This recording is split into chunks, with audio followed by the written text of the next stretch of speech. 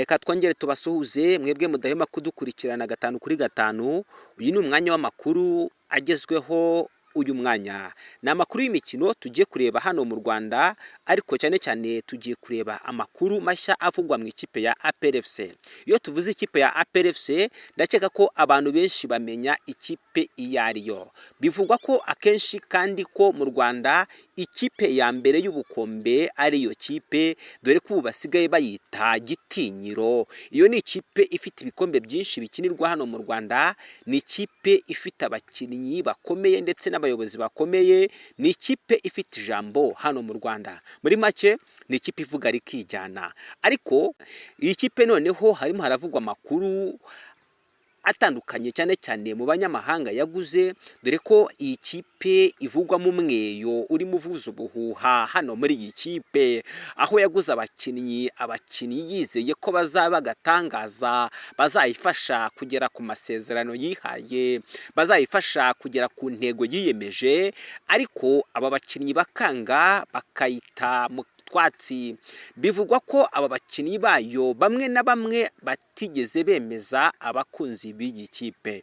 Ubuyobozi bwayo bukaba bwabirebeye kure, bugafata umwanzuro wo gucishamo umweyo abakinnyi batajyanye n'iyi kipe, cyangwa se batari ku rugero rw'iyi kipe iri gushaka ukuntu yabasezerera.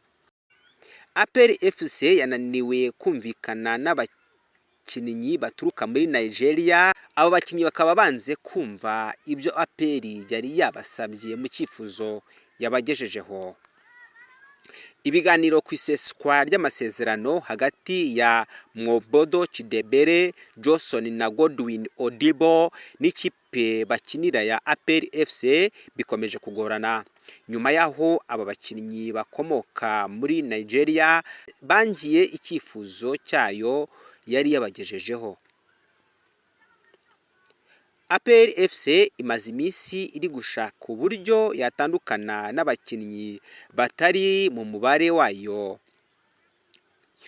aho ku ikubitiro yabanje kumvikana na Apang Bombs Asongwe wari umaze iminsi atagaragara mu kibuga, ariko akaba yari asigaje igihe gito ku masezerano yari afitanye n'iyi kipe.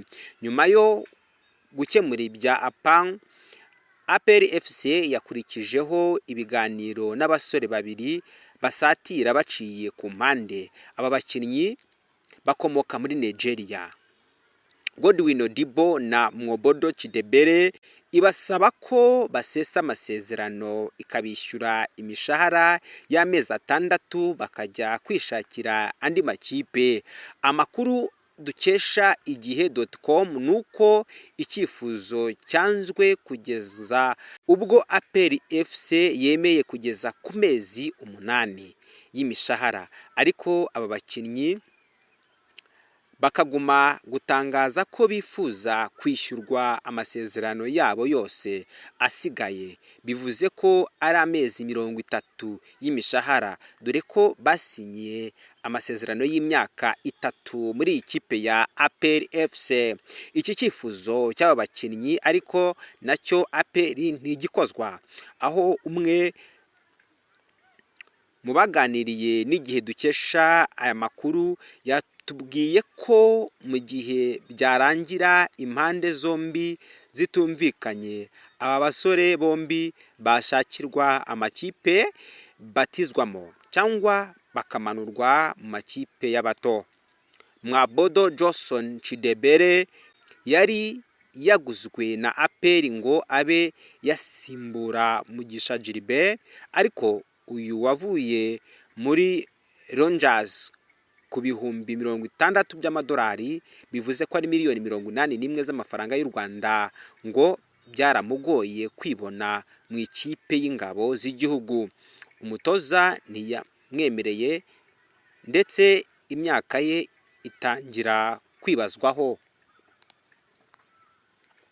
Bivugwa ko ari we mukinnyi mu baguzwe utarakurikiranywe n'iyi kipe, ahubwo binyuzwe mu bamuhagarariye.